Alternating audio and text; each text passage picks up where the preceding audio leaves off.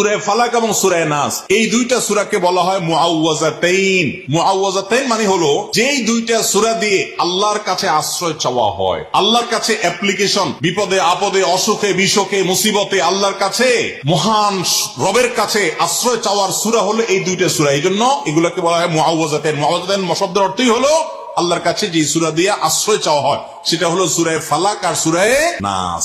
আপনার যদি কোনো বিপদ হয়, আজকে অনেক ভাই প্রশ্নে লিখেছেন, অনেক সময় মানুষ বলে ভাই আমার বাচ্চাটার এই সমস্যা, আমার ওই ওয়াইফের এই সমস্যা, আমার স্বামীর এই সমস্যা, আমার এই সমস্যা, আমরা আল্লাহর কাছে আশ্রয় চাইতে জানি না। আজকে শিখে যান, আপনি কোন আলেমের কাছ থেকে দোয়া দুরুদ পড়িয়ে নিতে পারেন, পানি পড়া নিতে পারেন, তেল পড়া নিতে পারেন, শরীরে ফু দিয়ে নিতে পারেন, এগুলো জায়েজ। রুকিয়া ঝাড়ফুঁক বলে এগুলোকে, কোরআন আয়াত দিয়ে এগুলো করলে অসুবিধা নেই ঝাড়ফুঁক করা। কিন্তু আপনারা যারা এখানে আছেন সবাই এই আমলটা করতে পারেন। সেটা কি? সূরা ফালাক এবং সূরা নাস আপনারা ঠিক মতো পড়বেন।